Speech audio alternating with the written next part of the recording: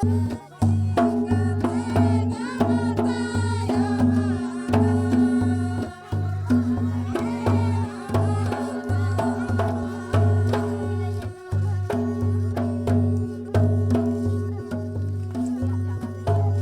को नमस्कार।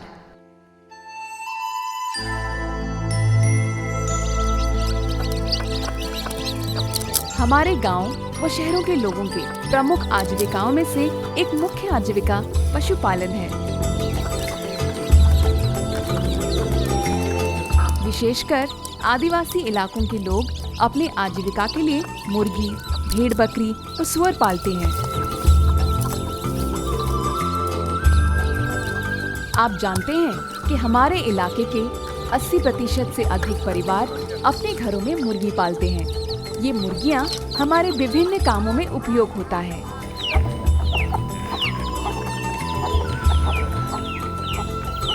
हमारे त्योहारों, शादियों में मुर्गियों की आवश्यकता रहती है। यदि कोई अतिथि घर में आता है तो मुर्गियों की जरूरत पड़ती है। घर में किसी का देहांत होने पर शुद्धि क्रिया के समय में भी मुर्गियां चाहिए होते हैं।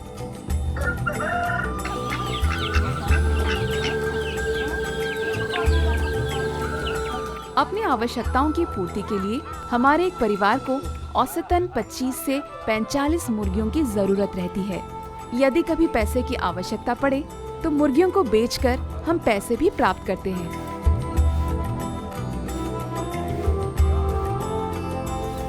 कुल मिलाकर हिसाब लगाने से पता लगता है कि हमारे एक पूरा परिवार औसतन साल में 12 किलो मांस देसी मुर्गियों से खा पाते हैं।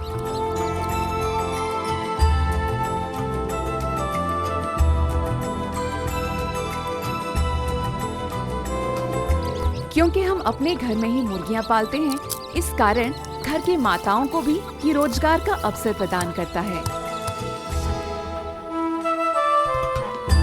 हमारी माताएं इस पैसे का उपयोग विशेषकर अपने बच्चों के पढ़ाई के लिए उपयोग करती हैं।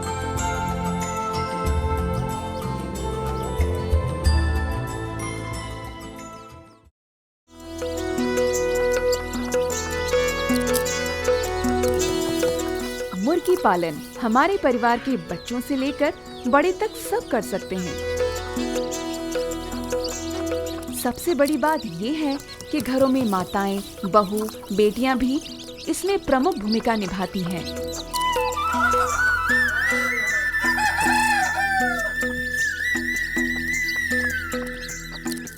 हमारे देश में एक देसी मुर्गी साल में 3 बार अंडा देती है। प्रत्येक बार में वो 12 से 15 अंडे देती है। इसमें से हम लगभग 12 चूजे प्राप्त करते हैं। इनमें से 60% के हिसाब से 6 चूजे जिंदा रहकर बड़े होते हैं। इस हिसाब से एक मुर्गी से 22 मुर्गी प्राप्त होती है। आजकल के बाजार भाव को देखते हुए एक मुर्गी को 300 रुपए के हिसाब से बेचने पर कुल 6,600 रुपए मिलता है। यदि घर में 3 मुर्गियां हो तो आप आराम से कम 20,000 रुपए हर 1.5 साल में कमा सकते हैं। इससे स्पष्ट हो रहा है कि देसी मुर्गी पालन काफी लाभदायक है। आपका क्या कहना है? लेकिन कुछ कारणों से हमें कई बार जितना लाभ मिलना चाहिए उतना लाभ नहीं मिल पाता है। मुर्गियों को लगने वाले कुछ बीमारी इसके ऐसे एक मुख्य कारण है। मैं हूँ पद्मा सोरेन। मेरे पति और मेरे बेटे को लेकर मेरा छोटा सा संसार है। सभी आदिवासी परिवारों की तरह हम भी अपने यहाँ मुर्गी पालन करते हैं। लेकिन रानीखेत बीमारी के कारण मेरे अधिकांश मुर्गियों की मौत हो जाती थी। कभी कभी तो सारे मुर्गियों की मौत हो जाती थी। इससे हमें काफी कष्ट होता था, नुकसान भी काफी हो रहा था। रानीखेत बीमारी के निवारण के बारे में जब मुझे पता चला तब मैं काफी खुश हो गई। अब मैं सही समय पर और विधि के अनुसार अपने सभी मुर्गियों को इस बीमारी से बचने के लिए टीकाकरण करवाती हूँ। इस कारण अब मेरी मुर्गियाँ मर नहीं रही हैं। हमारे घर में मुर्गियों की संख्या में बढ़ोतरी हो रही है। मुर्गियों से हमें लाभ भी मिलने लगा है। इससे केवल मैं ही नहीं बल्कि मेरे पति और बेटे कापूरा भी काफी खुश हैं।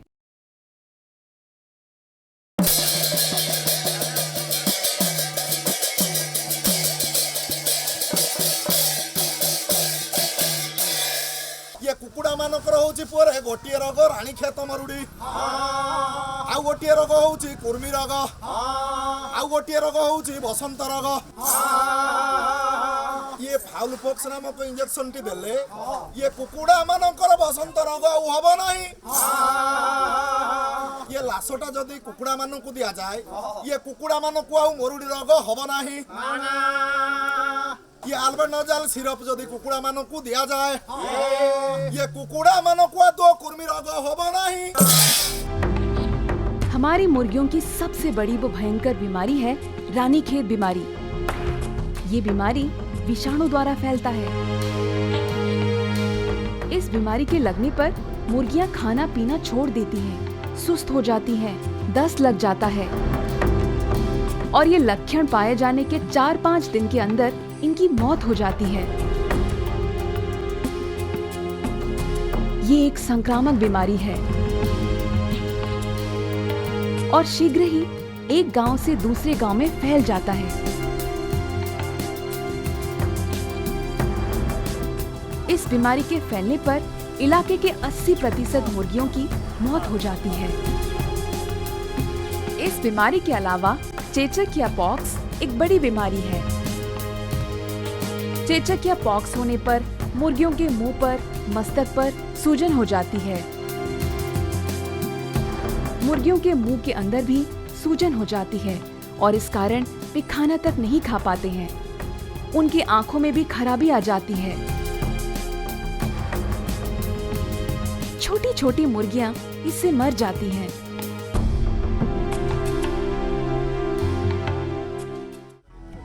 रानीखेत एवं चेचक या पॉक्स दोनों बीमारियां विषाणु से होती हैं। एक बार इन बीमारियों के प्रारंभ होने पर दवाई देकर इनकी रोकथाम संभव नहीं है, लेकिन पहले से टीका दिए जाने पर इन बीमारियों से बचा जा सकता है।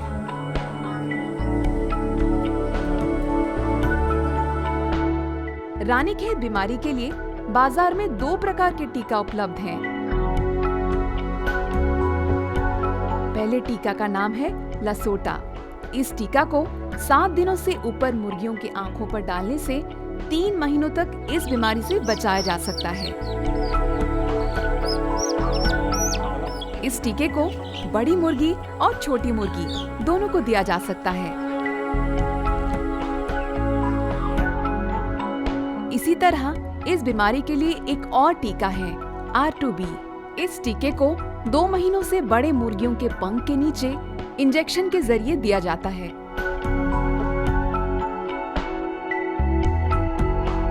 इस टीके के इस्तेमाल के बाद 6 महीनों तक मुर्गियों को इस बीमारी से बचाया जा सकता है। इसी तरह चेचक या पॉक्स बीमारी के लिए चेचक या पॉक्स टीका दिया जाता है। इस टीके को 30 दिनों से बड़ी मुर्गियों को साल में 2 बार प्रदान करने पर इस बीमारी से बचाया जा सकता है। रानीखेत बीमारी का टीका हो या फिर चेचक या पॉक्स का टीका हो, एक चीज ध्यान में रखनी होगी कि टीकाकरण के 7 से 10 दिन पूर्व मुर्गियों के कृमि को खत्म करने वाली दवाई प्रदान काफी जरूरी है।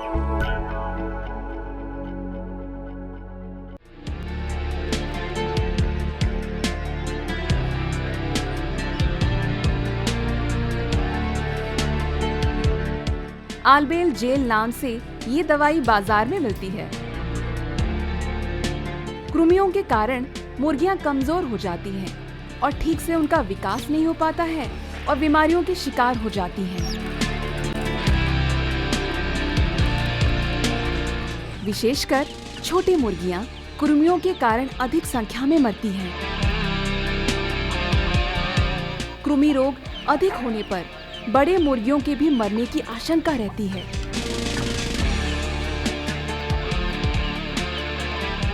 इस कारण साल में 3 से 4 बार इस दवाई को देना जरूरी है। मैं कपूरा महंत हूँ।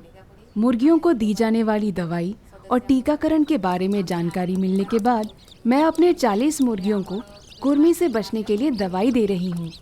इसके अलावा रानीखेत बीमारी से बचने के लिए टीकाकरण भी करवा रही हूँ।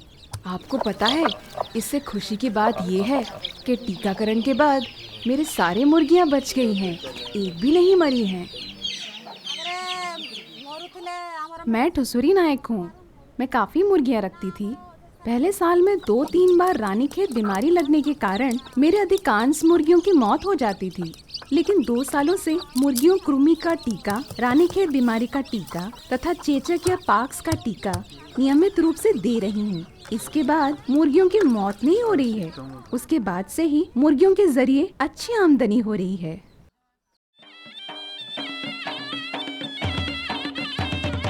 मुर्गियों में बीमारी फैलने के समय हमें क्या करना है और क्या नहीं करना है, इस संबंध में जान लेना अत्यंत आवश्यक है। नई मुर्गियों को बाहर से नहीं खरीदनी चाहिए। बीमारी के शिकार हुए मुर्गियों से अन्य स्वस्थ मुर्गियों को अलग रखना है। बीमारी के समय अपनी मुर्गियों को बाहर ना छोड़ें। मुर्गियों को स्वच्छ जल पीने के लिए दें। प्रत्येक दिन मुर्गियों को पौष्टिक खाद्य दें।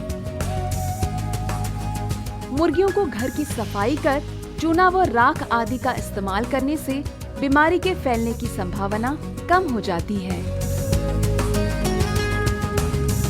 बीमारी के कारण मरने वाली मुर्गियों को बाहर ना फेंक के उन्हें फूंक दें या फिर मिट्टी के अंदर दबा दें।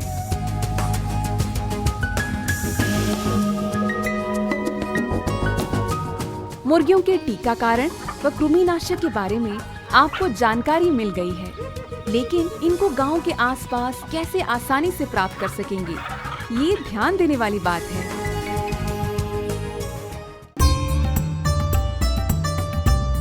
आमतौर पर सरकारी पशु चिकित्सालयों में कर्मचारियों की संख्या काफी कम होने के कारण हमारे इलाके में सब मुर्गियों का टीकाकरण करना उनके लिए संभव नहीं हो पाता है। इस समस्या को दूर करने के लिए गांव के स्तर से कुछ महिला एवं पुरुष को पशु स्वास्थ्य कर्मी CAWH के रूप में चुना गया है।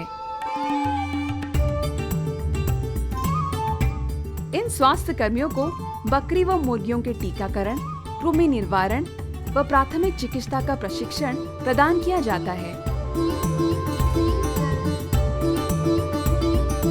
स्वास्थ्य कर्मियों को मुर्गियों व बकरियों के घर का निर्माण, साफ सफाई की व्यवस्था, सुषम खाद्य व प्रजनन के संबंध आदि के प्रबंधन के बारे में प्रशिक्षण दिया जाता है। पशु स्वास्थ्य कर्मी गांव-गांव में घूमकर हमारी मुर्गियों का टीकाकरण करते हैं तथा कृमि से बचने वाले दवाइयां प्रदान करते हैं।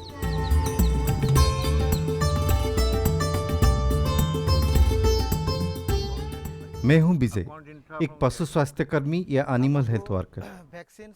वैक्सीन किस प्रकार से दिया जाएगा, इस संबंध में हम लोगों को प्रशिक्षण दिया गया था। फर्स्ट एड ट्रेनिंग भी दिया गया था। एक एक ग्रुप बनाकर हमें सारी वैक्सीन दिया गया है। रानीखेत के टीका को ठंडा रखने के लिए हमें फ्रीज भी दिया गया है।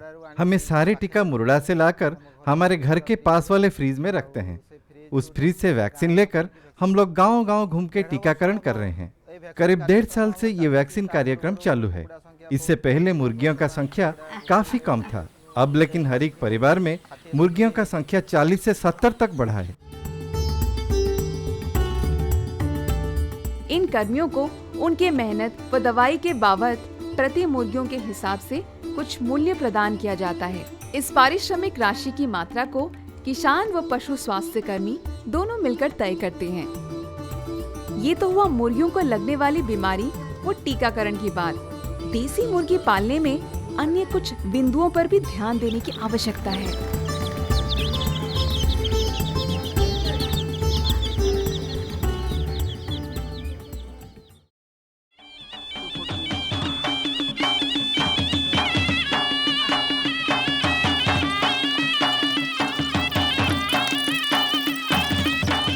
जैसे कि मुर्गियों के लिए घर, विशेषकर मुर्गियों के रहने व अंडा देने के लिए एक सुरक्षित घर आवश्यक है।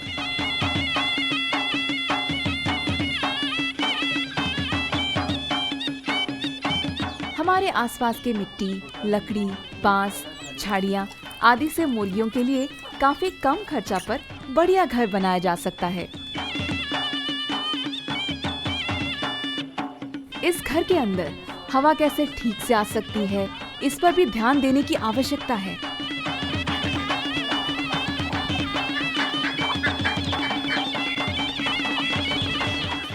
इस घर के कारण मुर्गियों को रात में शिकारी जीव जंतुओं से बचाया जा सकता है और मुर्गियों के टीकाकरण में भी इससे आसानी रहती है। इसके अलावा इस घर के कारण मुर्गियां इधर उधर अंडा देने के बजाय एक ही स्थान पर अंडा देती हैं।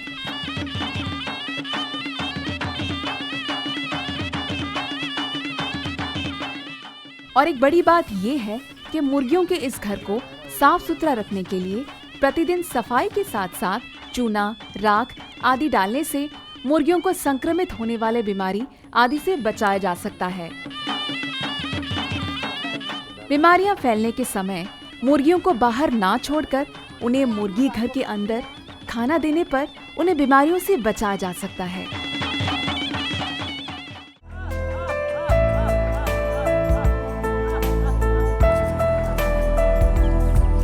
मुर्गियां द्वारा सेंकने के समय हमें कुछ बातें याद करने की आवश्यकता है। गर्मी के दिन में मुर्गी अगर सेंकती है तो काफी अंडों के खराब होने की आशंका रहती है।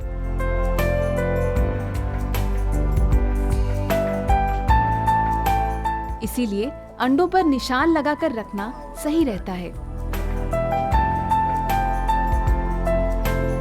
मुर्गियों के अंडे देने के बाद पहले दिन देने वाले अंडे में 1, दूसरे दिन में 2, तीसरे दिन में 3, इसी तरह से हमें अंडों पर रंग या कोयले से हल्के से निशान लगाना चाहिए।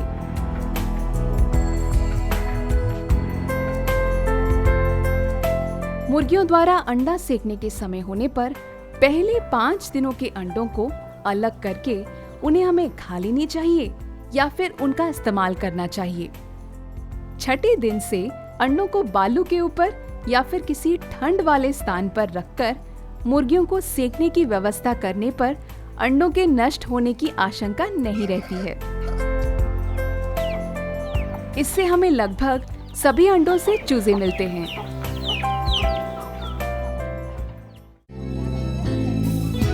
आमतौर पर हम देसी मुर्गियों को बाहर घूमने देते हैं ताकि वो अपना खाना खुद संग्रह कर सके, लेकिन गर्मियों में हमारे मुर्गियों को आवश्यक मात्रा में खाना नहीं मिल पाता है। वैसे हम अपने मुर्गियों के लिए अपने घर से चावल व अन्य बचा हुआ खाना देते हैं।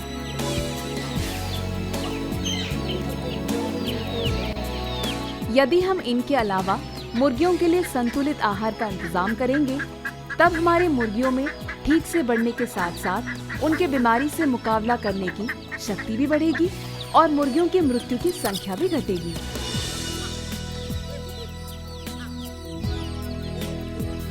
संतुलित आहार देने से ये मुर्गियां अधिक अंडा देंगी, अंडा का आकार भी बढ़ेगा तथा इसमें निकलने वाले चूजे अधिक स्वस्थ होंगे और उनमें बीमारी आसानी से नहीं लगेगी।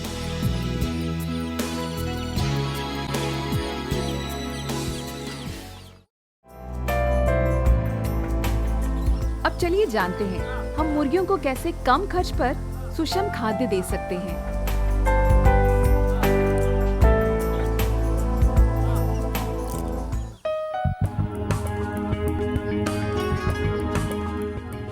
चावल को पिसकर या मक्के को पिसकर 9 हिस्से धान या गेहूं की भूसी, 2 हिस्से सरसों का खली, सोयाबीन का खली या रासी का खली एवं 1 हिस्सा सूखा मछली के टुकड़ों को मिलाकर चारा तैयार करें।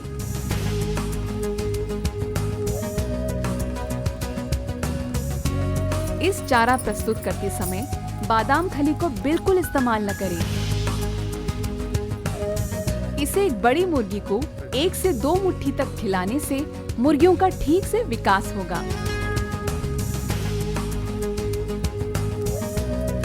हमारे घर के बगीचे में मिलने वाले साग, कलम व अन्य भाजी को छोटे छोटे हिस्से में काटकर चारा में मिलाकर खाने के लिए देना मुर्गियों के लिए अच्छा रहता है।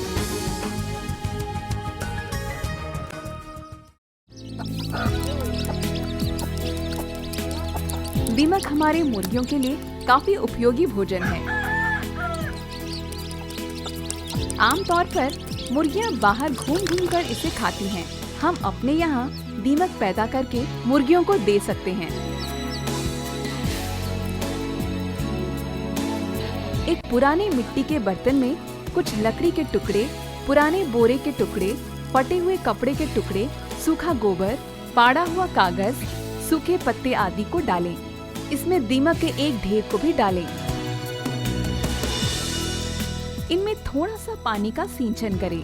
छांव के इलाके में इस पात्र को उल्टा इस ढंग में रखें जैसे इसके अंदर हवा आ सके। इस तरह से 1 सप्ताह रखने पर इस पात्र के अंदर दीमक का उत्पादन हो जाएगा।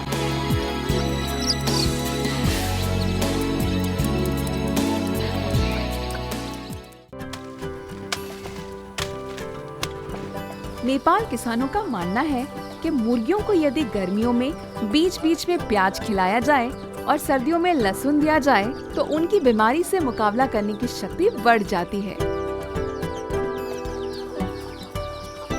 इस कारण प्याज को छोटा छोटा काटकर दाने में मिलाकर मुर्गियों को खिलाना चाहिए। इसके अलावा पानी में हल्दी मिलाकर मुर्गियों को पिलाने पर भी उनमें बीमारी से मुकाबला करने की शक्ति बढ़ता है एवं उनमें कुर्मी नहीं होती है।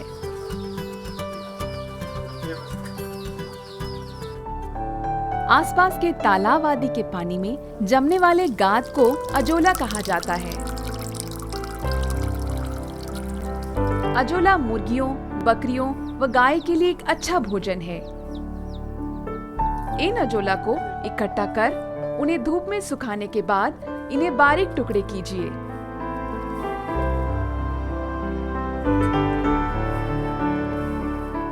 इसको मुर्गियों, गाय व बकरियों को देने से इससे काफी लाभ मिलता है।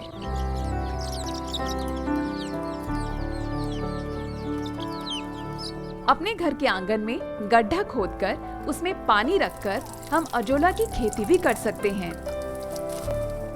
अजोला से मिला हुआ दाना मुर्गियों को देने से उनका विकास ठीक ढंग से होता है व उनमें बीमारी के मुकाबला करने की शक्ति बढ़ती है तथा मुर्गियां अच्छे अंडे भी देती हैं।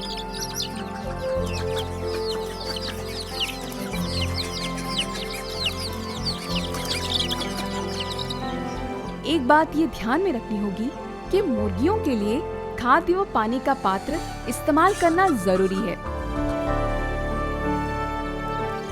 इससे मुर्गियों का खाद्य इधर उधर फैलकर नष्ट नहीं होता है। पानी पात्र के इस्तेमाल के कारण मुर्गियों को पानी का स्वच्छ पानी भी मिलता है। मुर्गियों के लिए भोजन और पानी का पात्र हम अपने आसपास में मिलने वाली चीजें जैसे लकड़ी, बांस, मिट्टी के बर्तन, प्लास्टिक का डिब्बा, बोतल आदि के इस्तेमाल से बना सकते हैं।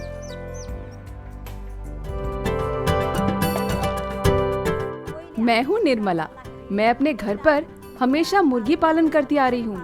पहले मैं साधारण तरीके से मुर्गियों को पाल रही थी। इस कारण मुझे कुछ खास आमदनी नहीं मिल रहा था। रानीखेत की बीमारी के कारण हर साल अनेक मुर्गियों की मौत हो जाती थी। अब कुछ 2-3 साल पहले मैंने मुर्गी पालन की आदर्श वो सही विधि, जिसको आपने अभी फिल्म के माध्यम से देखा और सुना, उसे मैं अपना रही हूँ। मैंने अपने मुर्गियों के लिए सुरक्षित घर बनाया है। इस घर को मैं हमेशा साफ सुथरा रख रही हूँ। अब मैं मुर्गियों को सही खाना और साफ पानी दे रही हूँ। अंडों को मैं ध्यान पूर्वक रखती हूँ।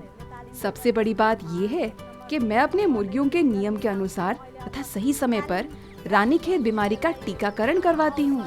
चेचक या पॉक्स टीका और कृमि बीमारी की दवाइयाँ भी देती हूँ। आप देख रहे हैं ना, ये सब करने के बाद मेरी मुर्गियाँ कितनी जल्दी बढ़ रही हैं। पहले जहाँ मेरे 6-7 मुर्गियाँ हो जाती थीं, अब मुझे साल में 80 से अधिक मुर्गियाँ मिल रही हैं। पिछले 2 सालों में मुर्गी पालन से मैंने लगभग 2.5 लाख नेपाली रुपए कमाया है। इन पैसों से मैं अपने बच्चों के पढ़ाई से लेकर अनेक अन्य काम में लगा रही हूँ। आपको पता है, पहले मेरी एक कुटिया थी, लेकिन जो बड़ा घर आज आप देख रहे हैं, उसे बनाने में मुर्गियों के पैसे ने मेरी सहायता की है। यदि आप भी मुर्गियां पालन की सही विधि को अपनाने के साथ साथ टीकाकरण करवाएंगे तो आप भी मेरे जैसे लाभ कमा सकते हैं। देसी मुर्गियों के पालन के संबंध में आपने अनेक बातें सुनी। मुझे उम्मीद है कि आप सबने इसे ध्यानपूर्वक सुना होगा। तो फिर आइए देसी मुर्गियों के पालन से संबंधित प्रमुख बातों को फिर से एक बार याद करते हैं। मुर्गियों को रानीखेत की बीमारी से बचाने के लिए नियमित टीकाकरण कीजिए। चेचक या पॉक्स बीमारी से सुरक्षा के लिए साल में 2 बार मुर्गियों का वसंत टीकाकरण जरूर कीजिए। कुर्मी से मुर्गियों को बचाने के लिए उन्हें साल में 3-4 बार कुर्मीनाशक दवाई प्रदान करें। मुर्गियों के लिए एक सुरक्षित घर का निर्माण करें। मुर्गियों के घर का नियमित सफाई कीजिए। घर पर तैयार कर मुर्गियों को प्रतिदिन कुछ खाना या दाना दें। मुर्गियों को स्वच्छ जल पीने के लिए दें। अंडों को साफ और शीतल स्थान में रखें ताकि वे गर्मी में खराब ना हो जाएं।